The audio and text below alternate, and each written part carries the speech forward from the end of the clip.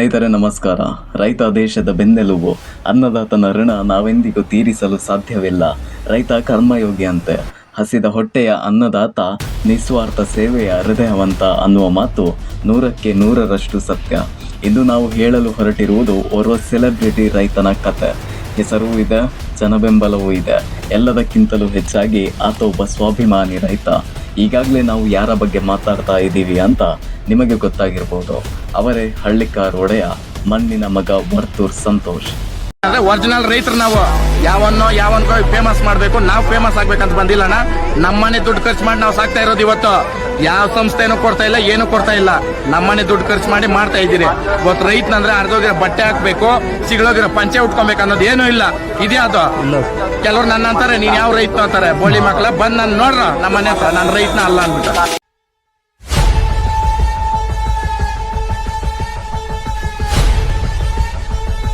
ಮಿತ್ರರೇ, ಸಂಪತ್ ಕುಮಾರ್ ಮತ್ತು ಮಂಜುಳಾ ದಂಪತಿಗಳಿಗೆ ಮಾರ್ಚ್ 12ರಂದು ಈ ವರ್ತೂರ್ ಸಂತೋಷ್ ಜನಿಸಿದ್ರು. ಇವರ ಪೂರ್ಣ ಹೆಸರು ಸಂತೋಷ್ ಕುಮಾರ್ ಎಸ್. ಕುಟುಂಬಸ್ಥರು ಮತ್ತು ಸ್ನೇಹಿತರು ಪ್ರೀತಿಯಿಂದ ಅಪ್ಪಿ ಎಂದು ಕರೆಯುತ್ತಾರೆ. ಸಂತೋಷ್ ಕುಮಾರ್ ಅಭಿಮಾನಿ ಅನ್ನುವ ಹೆಸರು ಕೂಡ ಇವರಿಗಿದೆ. ತನ್ನ 4ನೇ ವಯಸ್ಸಿನಲ್ಲಿಯೇ ತಂದೆಯನ್ನು ಕಳೆದುಕೊಳ್ಳುತ್ತಾರೆ ಈ ವರ್ತೂರ್ ಸಂತೋಷ್. ತಂದೆಯ ಕೊರತೆ ಇಲ್ಲದಂತೆ ಬೆಳೆಸಿದ್ದು ಮಾತ್ರ 4 ಮಂದಿ ದೊಡ್ಡಪ್ಪಂದಿರು. ತಾಯಿ ಅಂದರೆ ಬಹಳ ಪ್ರೀತಿ. ವೆಲಂಕನಿ ಎಂಬಲ್ಲಿ ವಿದ್ಯಾಭ್ಯಾಸ ಪಡೆದ ಇವರು ಡಿಗ್ರಿಯನ್ನು ಪಡೆದಿದ್ದಾರೆ. MBA ಸೇರಿದ್ರೂ ಕೂಡ 2ನೇ ವರ್ಷಕ್ಕೆ ಪೂರ್ಣಗೊಳಿಸಲು ಸಾಧ್ಯವಾಗದೆ ಅರ್ಧದಲ್ಲಿಯೇ ಬಿಡುತ್ತಾರೆ. ಉತ್ತಮ ಸ್ಥಿತಿವಂತರ ರೈತಾಪಿ ಕುಟುಂಬದಿಂದ ಬಂದ ಸಂತೋಷ್ ಅವರಿಗೆ ಆಸೆ ಇದ್ದದ್ದು ಮಾತ್ರ ರೈತನಾಗಬೇಕೆಂದು, ಹಾಗೂ ದನ, ಹಸು, ಕರುಗಳನ್ನು ಸಾಕಬೇಕೆಂದು. ಡಿಗ್ರಿ ಓದುವಂತಹ ಸಮಯದಲ್ಲಿ ದೊಡ್ಡಪ್ಪಂದಿರು ಸೇರಿ ಸಂತೋಷ್ ಅವರಿಗೆ ಬರಬೇಕಿದ್ದ ಪಿತ್ರಾರ್ಜಿತ ಆಸ್ತಿಯ ಪಾಲನ್ನು ನೀಡುತ್ತಾರೆ. ಆಗ ತಾಯಿ ಹೇಳಿದ ಮಾತೇನು ಗೊತ್ತಾ? ನೋಡು ಮಗ, ಈ ಆಸ್ತಿ, ಜಮೀನು, ಹಣ ಇವೆಲ್ಲವೂ ನಿಂದೆ. ಕೂಡಿಟ್ಟು ಜೋಪಾನ ಮಾಡಿದರೂ ಅದು ನಿನಗೆ, ಸ್ವಂತ ಬುದ್ಧಿಯಿಂದ ಮೋಜು ಮಾಡಿದ್ರೂ ಕೂಡ ಮುಂದಿನ ಪರಿಸ್ಥಿತಿ ನಿನಗೆ ಎಂದು ಹೇಳಿದ್ದರು. ಇದರ ಗಂಭೀರತೆಯನ್ನು ತಿಳಿದ ಸಂತೋಷ್ ಮುಂದಿನ ಮಾರ್ಗದಲ್ಲಿ ಹಿರಿಯರ ಸಲಹೆಯಂತೆ ನಡೆದುಕೊಳ್ಳುತ್ತಾರೆ. ವರ್ತೂರಿನಲ್ಲಿ ವ್ಯವಸಾಯ ಮಾಡಲು ಸಾಧ್ಯವಾಗದ ಹಿನ್ನೆಲೆಯಲ್ಲಿ ಆ ಜಾಗದಲ್ಲಿ ಅಪಾರ್ಟ್ಮೆಂಟ್ ಅನ್ನು ಕಟ್ಟಿಸಿ ಬಾಡಿಗೆಗೆ ನೀಡಿದ್ದಾರೆ. ಇನ್ನೊಂದೆಡೆ ಜಮೀನು ಖರೀದಿಸಿ ಅರಮನೆಯಂತಹ ಫಾರ್ಮ್ ಹೌಸ್ ಅನ್ನು ಕಟ್ಟಿಸಿಕೊಂಡಿದ್ದಾರೆ. ಇವರಿಗೆ ಪಶು ಸಾಕಣೆ, ಸಂರಕ್ಷಣೆಯಲ್ಲಿ ವಿಶೇಷ ಆಸಕ್ತಿ.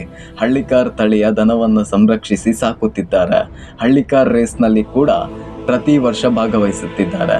ತಮಿಳುನಾಡಿನ ಜಲ್ಲಿಕಟ್ಟಿನಲ್ಲಿ ಬಳಸುವಂತಹ ದನಗಳು ಹಾಗೂ ಆಂಧ್ರ ಪ್ರದೇಶದ ದನಗಳ ರೇಸ್ನಲ್ಲಿ ಬಳಸುವಂತಹ ದನಗಳ ಮೂಲ ಕರ್ನಾಟಕದ ಹಳ್ಳಿಕಾರ್ ತಳಿ.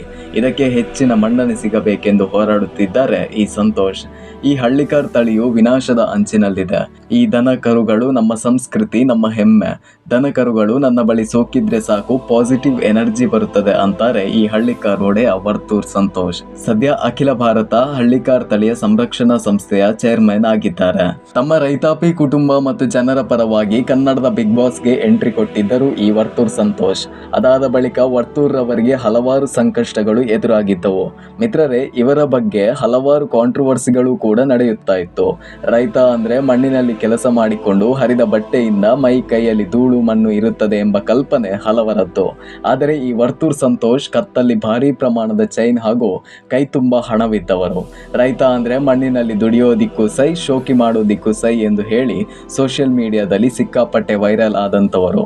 ಬಿಗ್ ಬಾಸ್ಗೆ ಹೋಗುವಾಗಲೂ ಕೂಡ ಮಿನಿ ಬಂಗಾರದ ಅಂಗಡಿಯನ್ನ ತೆಗೆದುಕೊಂಡು ಹೋದಂತೆ ಇದ್ದರು. ಅದರಲ್ಲಿಯೂ ಈ ಹುಲಿ ಉಗುರಿನ ವಿವಾದ ಇದೆ ಅಲ್ವಾ, ಅದಂತೂ ಬಹಳ ಜೋರಾಗಿ ಬಿಟ್ಟಿತ್ತು.